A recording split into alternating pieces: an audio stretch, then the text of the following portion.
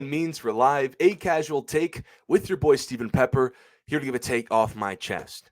So Jets running back Brees Hall said on the Rich Eisen show earlier this week that, quote, Jets fans should make sure they keep the TV on Monday.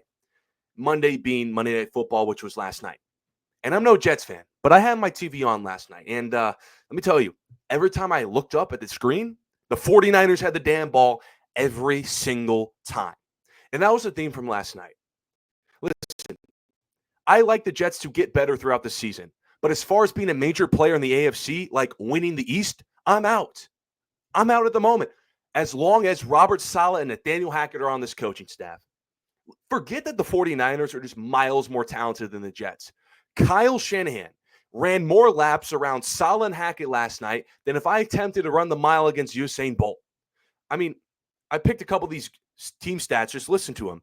This was before Aaron Rodgers got pulled from the game when it wasn't garbage time. The 49ers were up 32-13, 20-point game. 49ers had 24 first downs to the Jets 10, 69 total plays to the Jets 39, 402 yards to 215, 222 passing yards to 162, 181 rushing yards to 53, 0 turnovers to 2, and 38 minutes with the ball to 18. So the 49ers had, let me get this straight, double the first downs, double the total plays, double the total yards, quintuple the total rushing yards, half the turnovers, and double the time possession. You have no chance to win a football game with a team stat like that. That's actually a recipe to get blown out, and that's what the Jets got, blown out on Monday Night Football. I thought it was this simple. All the Jets needed was a real quarterback because they've been winning 7 games each of the last couple of seasons on the backs of maybe the best defense in the league. And when they finally get their guy healthy, that being Aaron Rodgers, what does Robert Saleh's defense looks like? They get pushed around for 60 minutes. I mean, this is a 49ers team, albeit they're so good, without CMC last minute. Ricky Pearsall's out because he accidentally gets shot. Sorry, I just banged my desk. Trent and Ayuk missed the entire summer holding out, and yet this offense doesn't miss a beat against supposedly the best defense in the league. I mean, the 49ers, after going 3-and-out to start the game, scored on 8 straight freaking drives. 8 straight.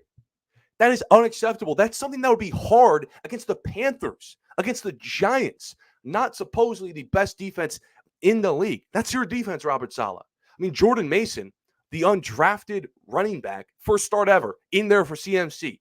He looks like the second coming of CMC. He's running all over the defense of the Jets. And Brock Purdy, who is playing behind an offensive line that I think is their weakness as far as pass protection, was under no types of pressure because their edge rusher, wonder where he's at.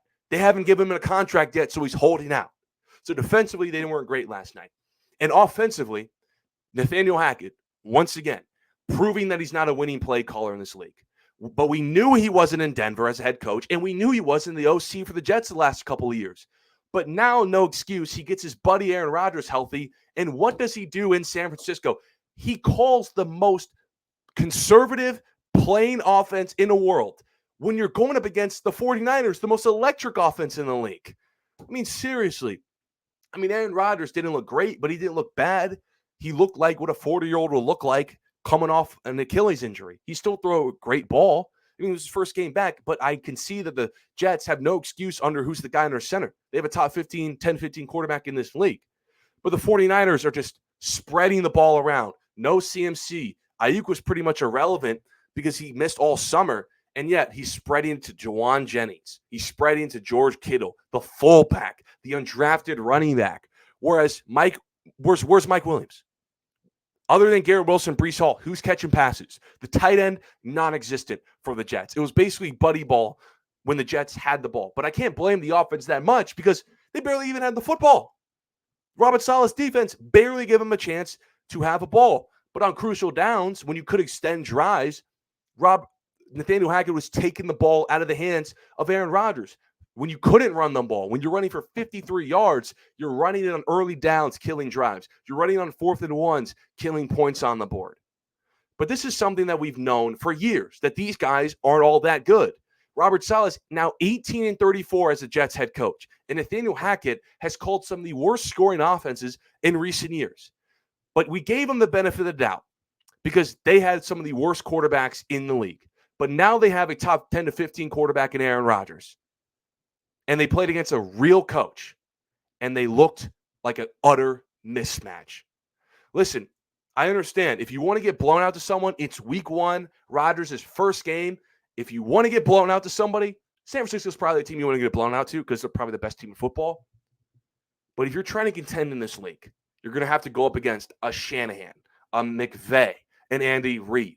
And here's Robert Saleh just getting absolutely gassed for 60 minutes. Here's Nathaniel Hackett not knowing what emotion is, not knowing that he can throw to the right side of the field, having Aaron Rodgers only focus on Garrett Wilson for 60 minutes on Monday Night Football.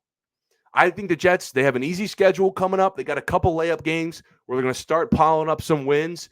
But as far as being a real player in the AFC that myself and a lot of other people thought, because they won 7 games last couple seasons, in comes Aaron Rodgers, in comes Mike Williams, revamped offensive line, best defense in the league, and for them to do that on Monday Night Football, it is so discouraging. I don't know what I think about them winning the East anymore. I'm out because I don't trust this coaching staff. But I appreciate everyone for tuning in to this episode of A Casual Take. Follow my social media, Some Casual Takes, the handle on everything to stay updated on all things related to the show. Till next time, see you.